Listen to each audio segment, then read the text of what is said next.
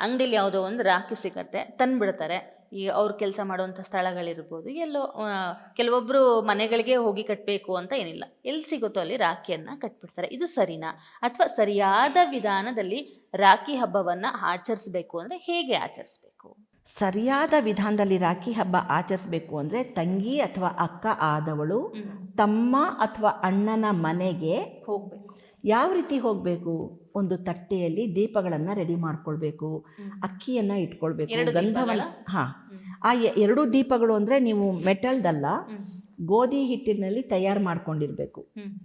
ಗೋಧಿ ಹಿಟ್ಟು ನಾವು ಚಪಾತಿ ಕಲಿಸೋ ಥರ ಕಟ್ಬಿಟ್ಟು ಒಂದು ಒಳ್ಳ ಅಂತೀವಿ, ಒಂದು ರೌಂಡ್ ಬಾಟಲ್ ಥರ ಮಾಡಿಕೊಂಡು ತುಪ್ಪದಲ್ಲಿಯೋ ಎಣ್ಣೆಯಲ್ಲೋ ಅದ್ದಿದ ಬತ್ತಿಗಳನ್ನು ಇಟ್ಕೊಂಡು ಅದರ ಮುಂದೆ ಒಂದು ಸೂರ್ಯ ಒಂದು ಚಂದ್ರ ಗೋಧಿ ಹಿಟ್ಟಲ್ಲೇ ಅದನ್ನು ಮಾಡಿಕೊಂಡು ತಟ್ಟೆಯಲ್ಲೆಲ್ಲ ರೆಡಿ ಮಾಡಿ ಇಟ್ಕೊಂಡ್ಬಿಟ್ಟು ಅಣ್ಣ ಅಥವಾ ತಮ್ಮನ ಮನೆಗೆ ಹೋಗಬೇಕು.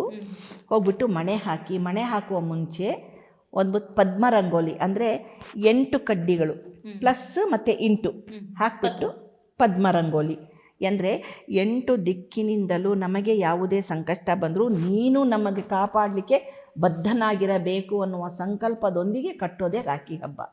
ಅಣ್ಣ ಆದವನು ತಮ್ಮ ಆದವನು ಅಕ್ಕ ತಂಗಿಯರಿಗೆ ರಕ್ಷೆಯನ್ನು ಕೊಡುವಂಥದ್ದು. ಅವರ ಅಂದರೆ ಸುಖ ಜೀವನ, ಅವರ ಮಾನ ಮರ್ಯಾದೆಗಳನ್ನು ಕಾಪಾಡಲಿಕ್ಕೆ ನಾನು ಬದ್ಧನಾಗಿರ್ತೀನಿ ಅಂತ ತಗೊಳ್ಳುವಂಥ ಒಂದು ಪ್ರಣ.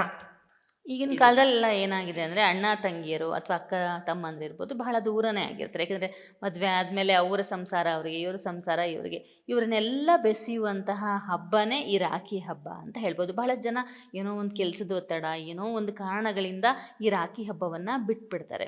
ಇದು ಎಷ್ಟು ಸರಿ ಅಮ್ಮ? ಅಲ್ಲ, ಅದೇ ಹೇಳಿದ್ದು. ಈಗ ತಂಗಿ ಮನೆಗೆ ಹೋದ್ಮೇಲೆ ಮಣೆ ಹಾಕಿ ಮಣೆ ಮೇಲೆ ಕೂರಿಸಿ ತಮ್ಮನಿಗೆ, ತಮ್ಮ ಅಥವಾ ಅಣ್ಣನ ಹಣೆಗೆ ಫಸ್ಟು ಗಂಧವನ್ನು ಇಟ್ಟು ಅದರ ಮೇಲೆ ಅಕ್ಕಿಯನ್ನು ಅಂಟಿಸ್ಬಿಟ್ಟು ತದನಂತರ ಸಿಹಿಯನ್ನು ತಿನ್ನಿಸಿ ಆಮೇಲೆ ರಾಖಿಯನ್ನು ಕಟ್ಟಿಬಿಟ್ಟು ಆ ಹಣತೆ ತಗೊಂಡು ಹೋಗಿರ್ತೀವಲ್ಲ ಅದಕ್ಕೆ ಬೆಳಗಿಸ್ಬಿಟ್ಟು ಸೂರ್ಯ ಚಂದ್ರರಿರುವ ತನಕ ನಿನ್ನ ಆಯುಷ್ಯು, ಅಂತಸ್ತು, ಆರೋಗ್ಯ, ಸಂಸಾರ, ಕುಟುಂಬ ಚೆನ್ನಾಗಿರಲಿ ಅಂತ ನಾನು ಅಪೇಕ್ಷಿಸ್ತೀನಿ.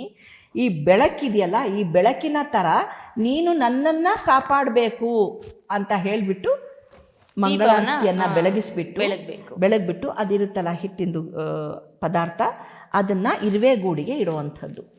ಆ ಹಿಟ್ಟು ಇರುವೆ ತಿನ್ನಬೇಕು. ಇರುವೆನೇ ಇಲ್ಲಪ್ಪ, ಎಲ್ಲ ಕಡೆ ಸಿಮೆಂಟ್ ಆಗ್ಬಿಟ್ಟಿದೆ, ನಮಗೆ ಸಿಗೋದೇ ಇಲ್ಲಪ್ಪ ಅಂದರೆ ಕಾಯೋ ಹಂಗಿರಲ್ಲ, ಒಂದು ಬಕೆಟ್ ನೀರಲ್ಲಿ ಅದನ್ನು ವಿಸರ್ಜನೆ ಮಾಡಬೇಕು. ಎಲ್ಲೆಲ್ಲೋ ಇಡೋ ಹಂಗಿರಲ್ಲ. ಇದು ಒಂದು ಪದ್ಧತಿ. ಇನ್ನು ನೀನು ಕೇಳಿದೆಯಪ್ಪ, ಈಗ ಎಲ್ಲೋ ಇರ್ತಾರೆ, ಅವ್ರವ್ರ ಸಂಸಾರ ಅವ್ರವ್ರ ಇದು. ಆದರೆ ವರ್ಷಕ್ಕೆ ಒಂದು ದಿನ ಬರೋದ್ರಿಂದ ಆ ಒಂದು ದಿನ ಆ ಹೆಣ್ಮಗಳು ಬರುವ ಪ್ರಯತ್ನ ಮಾಡಬೇಕು. ಆಯಿತಾ? ಅಣ್ಣ ತಮ್ಮಂದಿರ ಮನೆಗೆ ಇಲ್ಲಿ ಬಾಂಧವ್ಯಗಳನ್ನು ಜೋಡಣೆ ನೆನಪಿಸುವಂಥದ್ದು, ಕರ್ತವ್ಯ ಜವಾಬ್ದಾರಿಗಳನ್ನು ನೆನಪಿಸುವ ಹಬ್ಬ ಇದು. ಹಬ್ಬಗಳ ಮಹತ್ವನೇ ಅದು. ಎಲ್ಲರನ್ನ ಒಂದುಗೂಡಿಸುವಂಥದ್ದು, ಎಲ್ಲರನ್ನ ಸೇರಿಸುವಂಥದ್ದು, ಸಂಬಂಧಗಳನ್ನ ಉಳಿಸುವಂಥದ್ದೇ ಹಬ್ಬಗಳ ಅಲ್ವಾ? ಈಗ ಏನೋ ಒಂದು ಯಾವುದೋ ಒಂದು ದುಸ್ಥಿತಿ ಇರುತ್ತೆ ತಂಗಿಯ ಅಥವಾ ಅಕ್ಕನ ಮನೆಯಲ್ಲಿ ಅಂದಾಗ ಅಣ್ಣನಾದವನು ನೀನು ಎಷ್ಟೇ ಶ್ರೀಮಂತ ಆಗಿರಪ್ಪ ರೇಷ್ಮೆ ಸೀರೆ ತೊಗೊಂಡು ಹೋಗೋಂಗಿಲ್ಲ, ಕಾಟನ್ ಸೂತಿ ಸಾಡಿನೇ ತೊಗೊಂಡು ಹೋಗಬೇಕು.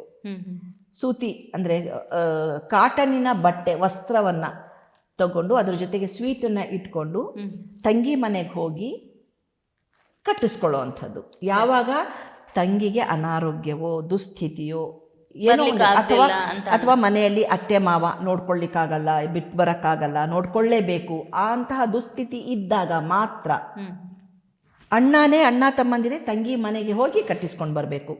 ಆದರೆ ಇದನ್ನು ಮಾಡಲೇಬೇಕು. ಯಾಕೆ ಅಂದರೆ ಇದು ಒಂದು ಸಂಪ್ರದಾಯ. ಬೇಕಾದಷ್ಟು ಪದ್ಧತಿಯಲ್ಲಿ ಅಂದರೆ ಪ್ರಸಂಗಗಳು ಬಂದಿದೆ, ಪ್ರಸಂಗದ ರೂಪದಲ್ಲಿ ತೋರಿಸಿದ್ದಾರೆ.